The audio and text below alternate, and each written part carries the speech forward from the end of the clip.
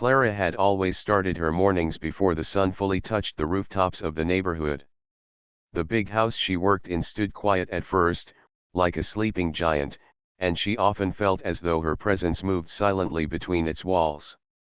She polished the floors, arranged the flowers in the vases, and set the breakfast table with care. Her work was steady and routine, but she treated it with pride. Even though most people never noticed the effort, she carried it out as though someone important were watching. The family she worked for lived in a world far different from her own. They had luxury cars in the driveway, art hanging on the walls, and more rooms than they could use. Clara lived in a small apartment on the other side of town, but every day she walked into this mansion with the same determination. She reminded herself that her job meant stability, food on her own table, and the ability to help her younger sister with school. Most mornings in the house followed the same rhythm. The husband left early for work, the wife sometimes stayed in the study, and the nanny was responsible for the baby upstairs. Clara's tasks rarely led her beyond the kitchen, dining hall, or the long hallway where polished floors reflected the bright morning light. She rarely saw the baby except when she washed tiny clothes or prepared bottles. But that morning, something shifted. As Clara was dusting the furniture in the living room, she heard a sound that made her pause. It was faint at first, like a whimper carried down the stairs. She froze, listening harder. A moment later, the sound grew clearer, a baby's cry. The cry was sharp, desperate, and longer than usual. Clara frowned. The nanny was supposed to be with the baby, and normally the child was quiet, soothed quickly with a gentle hand or lullaby. This cry was different.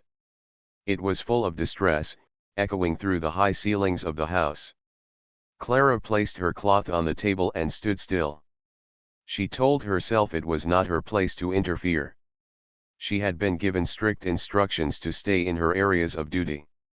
The family valued privacy, and she had learned long ago that one misstep could cost her the job. Still, she could not shake the uneasy feeling rising in her chest. Something about the baby's cry pulled at her heart, like an invisible thread tugging her upward. She tried to continue dusting, but the sound grew louder, sharper, and impossible to ignore. Clara's hands trembled as she debated with herself. If she went upstairs and was caught, she might be accused of stepping where she didn't belong. Yet, if she stayed downstairs and something truly was wrong, she would never forgive herself. Her mother's words from years ago floated back into her mind: when a child cries, it's because they need you. Don't ever turn away. Clara pressed her lips together and decided she could not just stand there.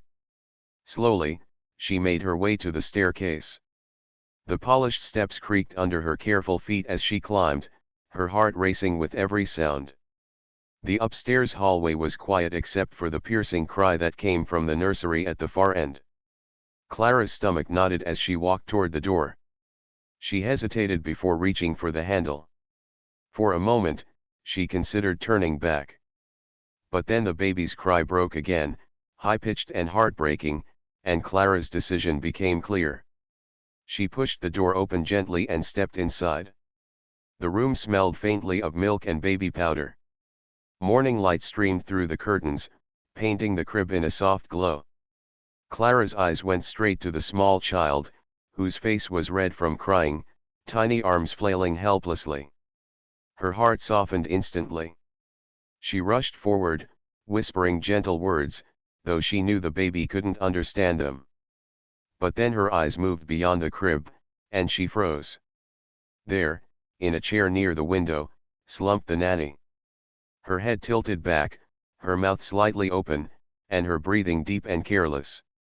Clara's gaze dropped to the table beside her. A glass lay tipped over, the strong smell of alcohol rising from the spill.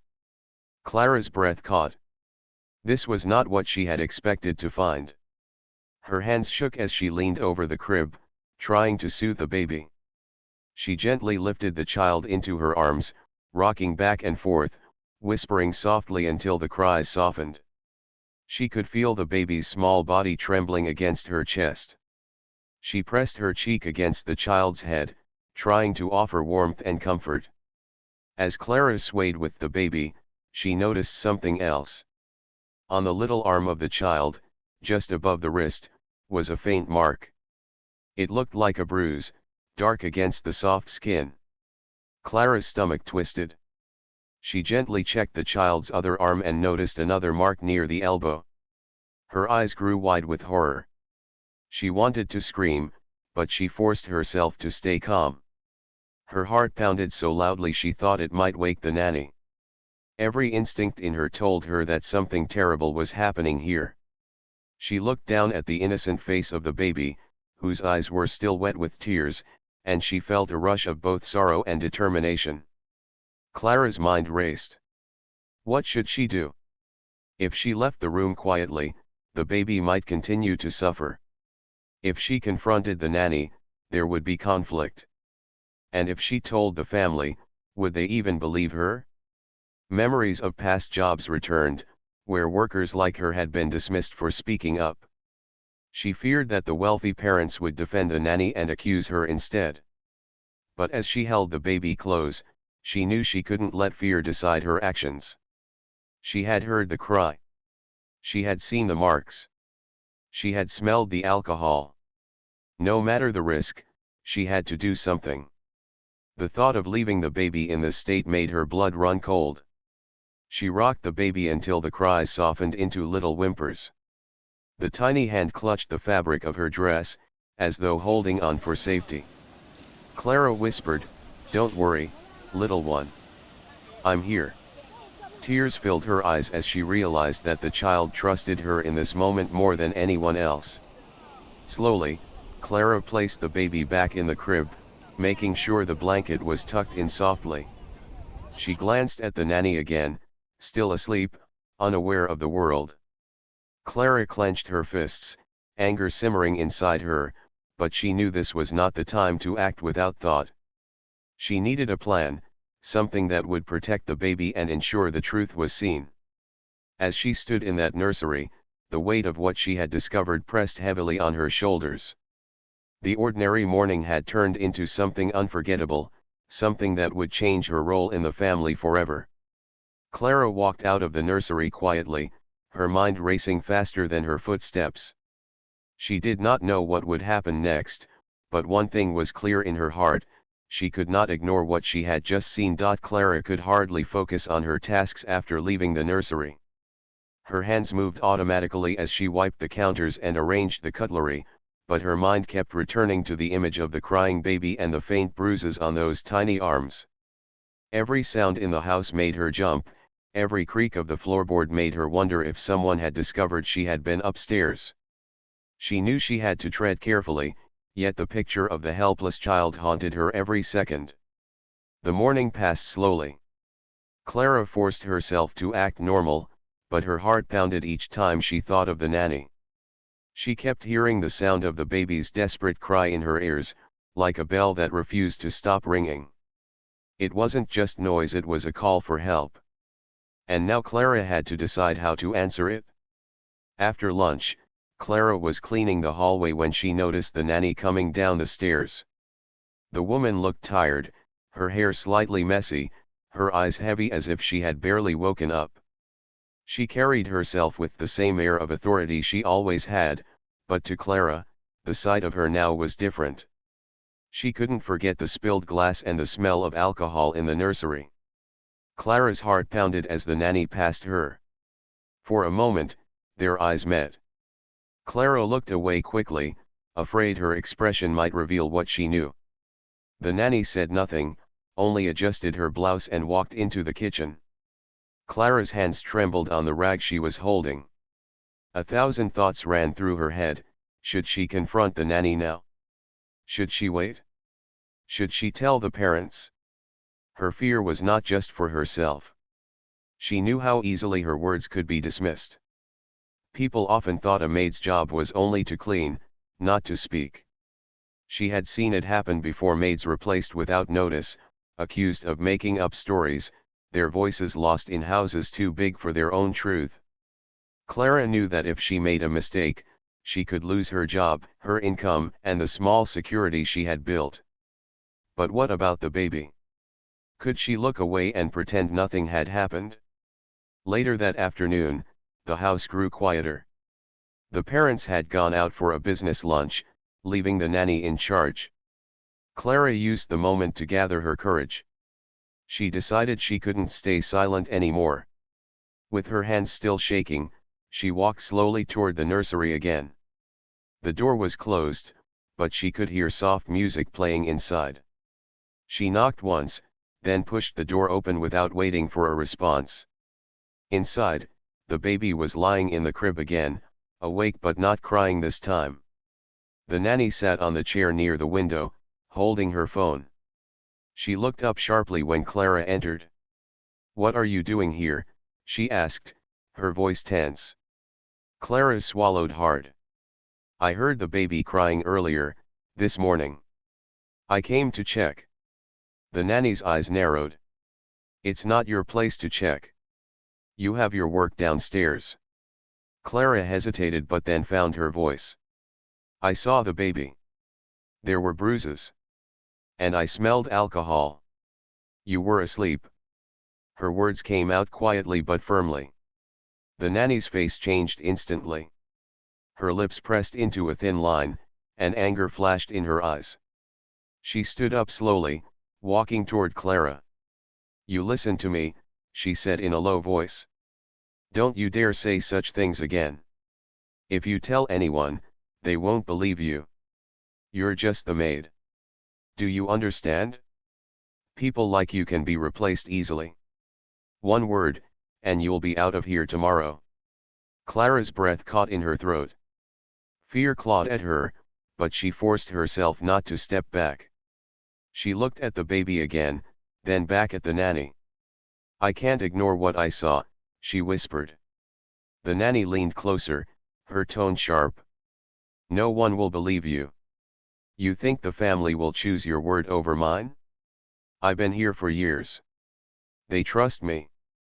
You're nothing more than a worker who scrubs floors." The words cut deep, but Clara kept her gaze steady. She didn't respond. Instead, she turned back toward the baby, who stared at her with wide, innocent eyes, as if sensing the tension. Clara wanted to scoop the child into her arms again, but she knew it would only provoke more anger from the nanny. She stepped back slowly. "I just want the baby to be safe," she said softly, then walked out of the room before her trembling legs gave way. Once she was alone in the hallway, Clara pressed her hands against her chest, trying to calm her racing heart. She knew now that the nanny felt threatened. That meant she was hiding something. The bruises were real, the alcohol was real, and the nanny's reaction proved it. Clara realized she had to act carefully. If she rushed to the parents without evidence, she could lose everything. But if she stayed silent, the baby could be harmed again. That evening, Clara returned to her small apartment with her thoughts weighing heavier than ever. She prepared a simple meal, but she barely ate. Instead, she kept replaying the moment in the nursery. She remembered the way the nanny's eyes had flashed with anger, the way she had threatened her. Clara knew she couldn't let fear silence her.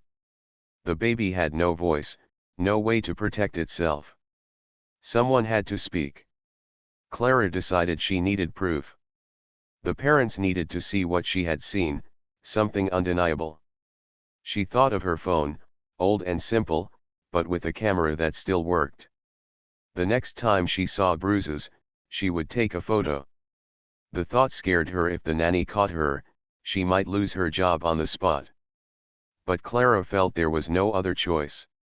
She spent the night thinking of her own childhood, of how her mother had cared for her with so little but had always made her feel safe. She remembered holding her younger sister when she cried and how important it was for a child to feel protected. Those memories reminded her why she couldn't back down now. The next day, Clara entered the house with a quiet determination. She carried out her tasks as usual, but her ears stayed alert for any sound from upstairs. Around mid-morning, she heard the baby crying again. Her heart tightened, but she steadied herself. This time, she walked upstairs more confidently, her phone hidden in the pocket of her apron. She opened the nursery door slightly, just enough to peek inside. The baby lay in the crib, crying again. The nanny was standing nearby, looking irritated. Clara's eyes widened when she saw the woman yank the baby's small arm roughly, muttering under her breath. Clara's hand went to her pocket quickly. She lifted the phone just enough and pressed the button, capturing the moment in a photo before pulling the door closed silently. Her chest rose and fell rapidly as she walked away, her heart hammering. She had proof now. Proof of what she had seen. She knew it would not be easy, but this was her chance to protect the child. She only hoped the parents would believe her when the time came. That night, Clara looked at the photo on her phone again and again. Each time, her anger grew stronger, but so did her courage. She knew the risks, but she also knew she could not remain silent. The baby's safety mattered more than her fear. She whispered to herself as she turned off the light, "Tomorrow, I will speak." The morning light crept softly through the tall windows of the mansion, but Clara's heart was anything but calm. She walked into the house with the same quiet steps as always, but this time she carried a secret heavier than anything she had ever known. Inside her old phone was the proof she had risked everything to get the photo of the nanny's careless hand gripping the baby's arm too tightly, leaving marks. Clara had replayed the moment in her mind all night, turning over the possibilities of what might happen when she finally revealed it. But fear still clung to her. What if the parents didn't believe her? What if they thought she was lying to keep her job or trying to stir trouble? She had seen enough of the world to know that her words alone might not carry weight. She was only the maid in their eyes, someone who moved quietly in the background, not someone whose voice shaped decisions. As she set about her chores, Clara's thoughts wandered. She remembered her first day in this house, when she had been warned not to overstep boundaries. The woman who hired her had said, "We want someone who works quietly, someone who doesn't get involved in matters that aren't hers." Those words echoed now like a warning. Speaking up would break every rule she had been given. But then she thought of the baby's helpless cries, the little hands reaching out, the bruises that should never have been there. Rules seemed so small compared to the weight of protecting a child. By mid-morning, Clara heard the sound she had dreaded but expected, the baby crying again. This time, instead of rushing upstairs, she stopped at the bottom of the staircase. Her chest rose and fell as she listened. The cries were filled with desperation, the same as before. Clara's hands shook, but she stayed still. She already had the proof. She had promised herself she would act, but the question that tormented her was how. Should she go straight to the parents? Should she wait for the perfect moment? Hours later, while polishing the silverware, Clara felt a presence behind her. She turned and found the nanny standing there, arms crossed, eyes sharp. "I know you were upstairs yesterday," the nanny said in a low, accusing tone. "You think I didn't notice?" Clara's throat went dry. She struggled to find words but stayed silent, afraid that anything she said might give her away.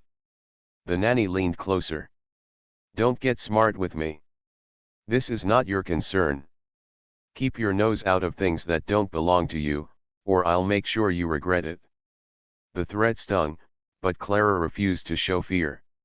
She lowered her eyes and nodded slightly, pretending to accept the warning.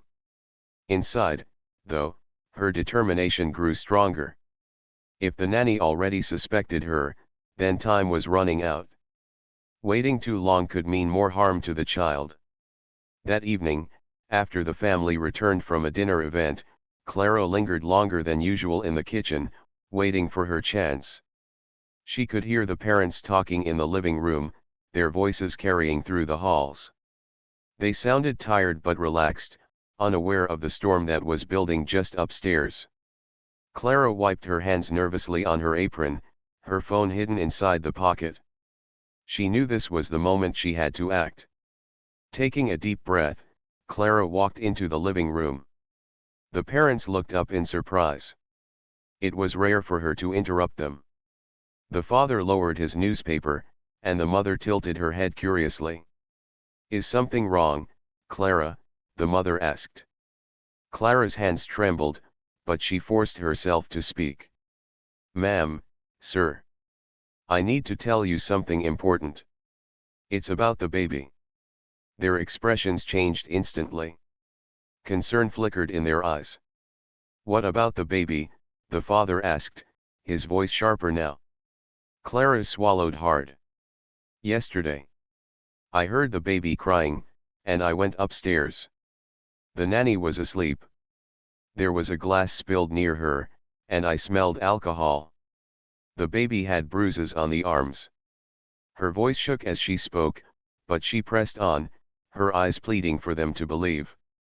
The mother gasped softly, covering her mouth. The father frowned deeply, his brows knitting together. "That's a serious thing to say, Clara," he said firmly. "Are you sure of what you saw?" Clara reached into her pocket with trembling fingers and pulled out her phone. She unlocked it and held it out to them. "I took this yesterday. I didn't know how else to make you believe me. Please, look." The father took the phone, his eyes scanning the photo. The room fell silent except for the ticking of the clock on the wall. The mother leaned closer, her face pale as she looked at the image. Her hand flew to her chest, and tears welled up in her eyes. That's my baby's arm," she whispered. The father's jaw tightened. His face grew red with anger and guilt. He handed the phone to his wife and stood abruptly, pacing across the room. "How could this happen under our roof? How could we not see this?" Clara stood frozen, her heart racing, unsure what their reaction meant. Would they turn against her? Would they fire her for taking a photo without permission? The mother stood and walked toward Clara, tears streaming down her face. "Thank you," she said softly, her voice breaking. "Thank you for not staying silent." Clara's knees nearly gave way with relief. For the first time since this nightmare began, she felt hope. The parents had seen the truth with their own eyes. Just then, the nanny walked into the room, unaware of what had just unfolded. "Is something wrong?" she asked casually, adjusting her hair. The father turned toward her, his voice filled with fury. "Yes, something is very wrong." He stepped closer, holding the phone in his hand. "Care to explain this?" He thrust the screen toward her face. The nanny's expression faltered. Her confidence cracked for the first time. "That's not what it looks like," she stammered, her voice unsteady. "Babies bruise easily, maybe she bumped into something enough," the father roared. "We trusted you with our child, and you betrayed that trust." The nanny's face turned pale. She glanced at Clara, her eyes filled with hatred, then looked back at the parents. "You're really going to believe her over me? A maid?" The mother stepped forward, her voice shaking but firm. "She saved my child. And she has more honesty in her heart than you ever showed."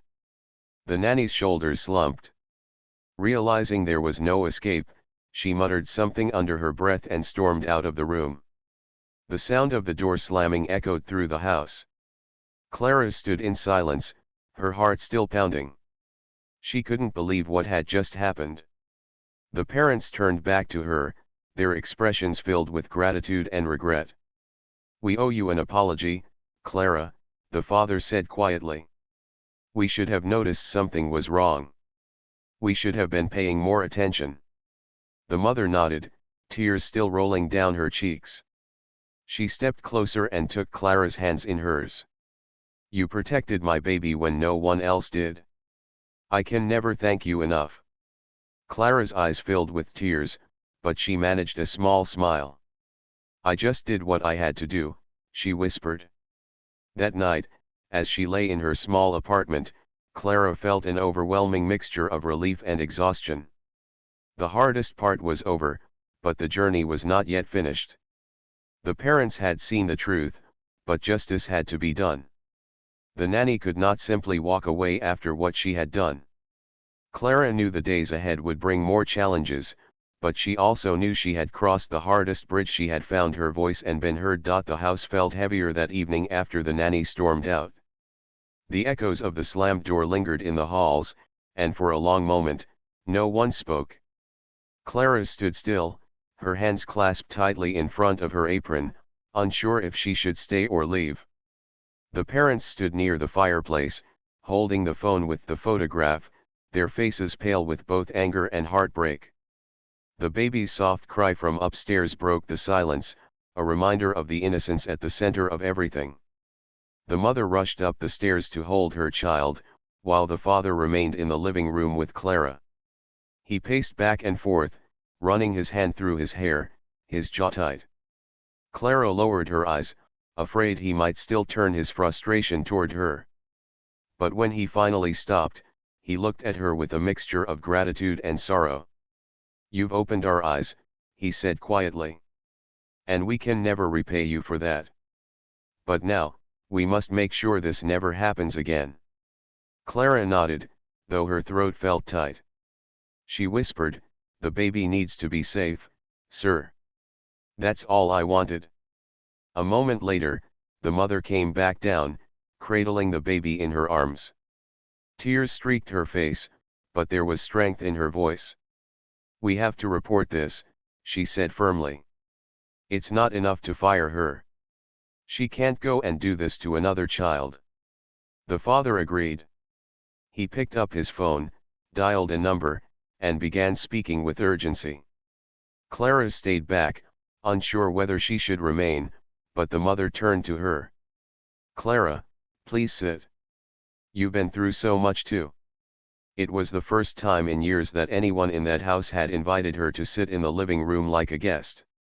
Slowly, she lowered herself onto the edge of a sofa, her hands folded nervously in her lap. She could hear the father explaining the situation to someone on the other end of the call, his voice growing firm as he mentioned bruises and neglect. When he ended the call, he looked at Clara again. "The authorities will handle her," he said. "But we'll need your account as well, Clara. You saw what happened. You'll be asked to tell the truth." Clara felt her chest tighten. Speaking before strangers, telling her side openly, terrified her. She was used to blending into the background, not being at the center of events. But then she looked at the baby, now calmer in the mother's arms, and she reminded herself why she had come this far. She nodded quietly. "I'll tell the truth," she said. The days that followed were filled with tension. The police arrived, spoke with the parents, and took notes from Clara as well. She recounted everything: how she had heard the cries, found the nanny asleep, smelled the alcohol, and seen the bruises. She told them how she had taken the photo because she feared no one would believe her otherwise. Her voice shook, but she spoke clearly, her hands clutching her apron as though it could steady her. The officers listened carefully, writing down every word. When they asked to see the photo, Clara handed over her phone. One officer nodded, his expression grave. "You did the right thing," he told her. "This picture helps more than you realize." Hearing those words lifted some of the weight from Clara's shoulders. She had feared judgment, but instead she received respect. Meanwhile, the parents were not only angry at the nanny but also filled with guilt. The mother could barely speak without her eyes filling with tears. She kept repeating, "How could I not notice? How could I trust someone so blindly?" The father stayed strong on the outside, but Clara often caught him standing silently in the nursery doorway at night, looking at his child with sorrow in his eyes. Clara continued with her work as usual, but everything felt different now. The family treated her differently too. They asked her opinion, they included her in conversations, and they thanked her often. It was as if they had finally seen her not just as someone who cleaned their house, but as a person who had shown courage when it mattered most. One evening, the mother sat beside Clara at the kitchen table while the baby slept peacefully upstairs. "I need to tell you something," she said softly. All this time, I thought of you as just part of the household staff. But you've shown me what real care looks like. You've done more for my child than I can ever repay. From now on, I want you to be more involved with the baby. I trust you. Clara's eyes widened. The thought of being trusted so deeply overwhelmed her. Ma'am. I don't know what to say, she whispered. Say yes, the mother replied gently. Because my baby deserves someone like you in her life. Tears stung Clara's eyes as she nodded slowly. Yes. I'll do my best. But even with the family's newfound trust, Clara carried a lingering fear. The nanny was gone from the house, but she worried about what would happen when the woman faced the consequences of her actions. Would she deny everything? Would she try to twist the story against Clara? These thoughts kept her awake at night, but each time, she reminded herself that the truth was on her side.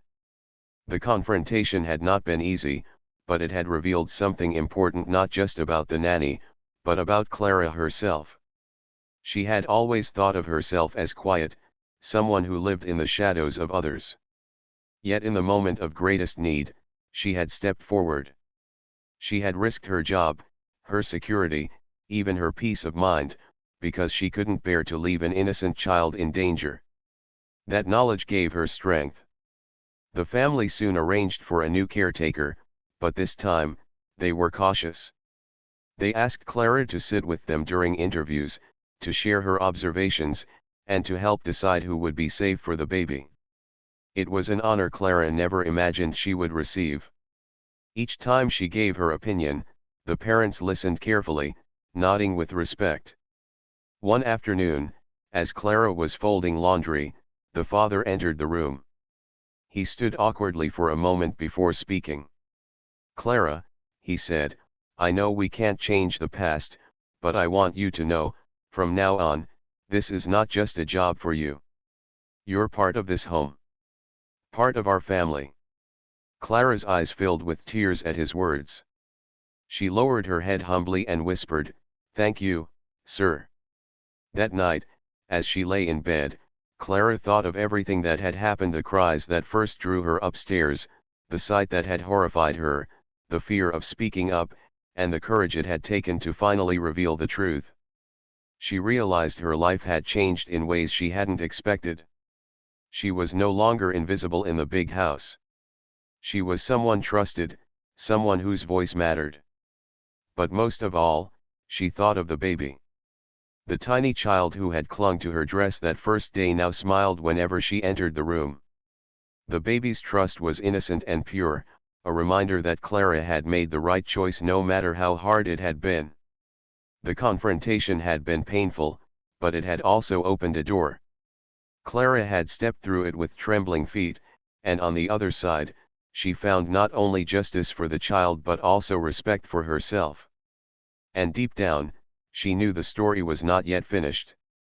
More challenges lay ahead, but for now, the baby was safe, and that was all that mattered. The weeks after the nanny's departure slowly began to feel lighter, though the memory of what had happened still lingered in every corner of the big house. The cries that had once shaken Clara's heart now softened into happy sounds. The baby's laughter began to fill the nursery instead of desperate sobs, and Clara found herself smiling more than she had in years. Each time she walked upstairs, she no longer felt dread in her chest but a quiet warmth, knowing the child was safe. The parents, too, had changed.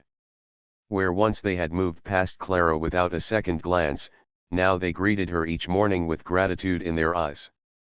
They asked how she was doing, if she needed anything, or if she had suggestions for the household. Small words, but for Clara they meant the world.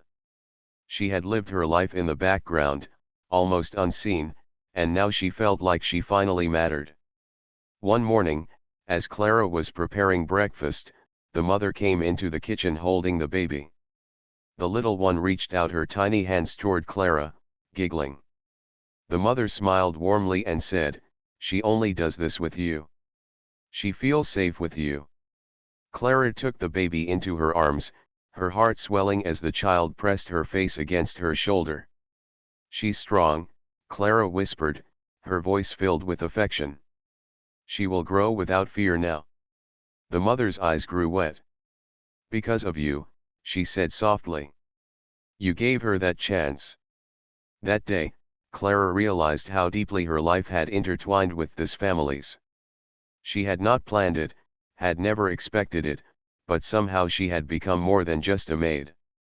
She had become a protector, a presence of comfort, someone the baby trusted more than anyone. Soon after, the parents called Clara into the living room one evening.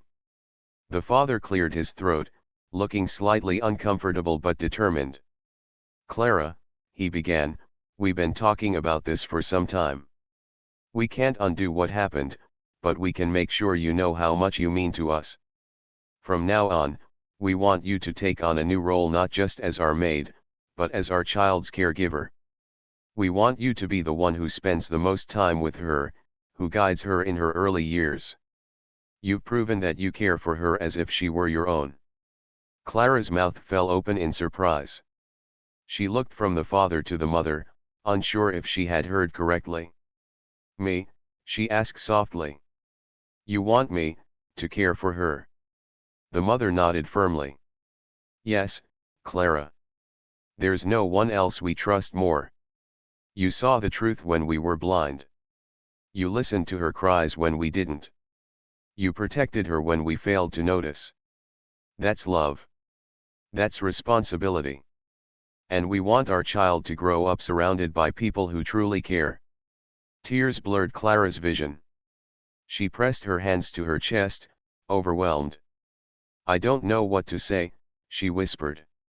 "Say yes," the father said gently, a rare smile softening his stern face. Clara wiped her tears and nodded. "Yes. I'll care for her with all my heart." From that day forward, Clara's work changed. Though she still helped around the house, her main duty was the baby. She fed her, bathed her, sang her lullabies, and carried her in the garden to show her flowers. She taught the baby to clap, to smile at her reflection, and to reach out with curious little fingers. The bond between them grew stronger every day, and Clara felt a joy she had never known before. The parents often watched quietly from the doorway, their faces filled with gratitude. They saw the gentle patience Clara gave their daughter, the way the baby lit up with laughter when Clara entered the room. They realized what a blessing it was to have someone in their home who treated their child not as a duty but as a treasure. Clara also noticed something changing within herself. She no longer felt small or invisible. For the first time, she believed her life had true purpose. Every cry she answered, every smile she received from the baby, reminded her that she was making a difference. She had turned her fear into courage, and that courage had shaped a new future not only for the child but for herself. One evening, as the baby slept peacefully, Clara sat on the porch with the father. He rarely spoke much, but that night he said quietly, "Clara, I used to think trust came from years of service. But you showed me it comes from heart. You risked everything for our child, and that is something we will never forget." Clara looked down humbly. "I only did what was right, sir." He shook his head. "Most people would have stayed silent. You didn't. That makes you extraordinary." Those words stayed with Clara long after he went back inside. She realized that what she had done was not just about bravery, it was about love. Love for a child who wasn't hers, but who had come to mean everything to her. Months passed, and the memory of the nanny faded like a shadow that no longer reached into the bright corners of the house. The baby grew healthier, happier, and more active each day. She began to crawl, then take her first steps with Clara's guiding hands. Her laughter echoed through the halls, a sound that filled everyone with joy. One afternoon, as the baby toddled across the nursery floor toward her, Clara felt tears in her eyes. She bent down, opened her arms, and caught the child as she fell into her embrace. "You're safe now," Clara whispered, kissing the top of her head. You'll always be safe. The parents stood at the doorway, watching the scene. The mother leaned against her husband and said softly, "She's more than our maid. She's part of our family now." And in that moment, Clara knew it was true. She had started as a woman who cleaned floors and polished tables, unnoticed in the corners of a grand house. But by following her heart, by refusing to ignore a child's cry, she had become something greater. She had become the voice of truth when no one else would speak. She had become the shield that protected innocence. And because of her, a baby who once cried in fear now laughed in safety. That night, as Clara lay in her small apartment, she thought about how everything had changed. The journey had not been easy. It had been filled with fear, doubt, and risk. But it had also revealed her strength, her worth, and her place in a world that had often overlooked her. She smiled to herself as she drifted off to sleep, knowing that no matter what came next, she had already made the greatest difference anyone could make. She had answered the cry of a child and turned it into laughter. And in that truth, she found peace.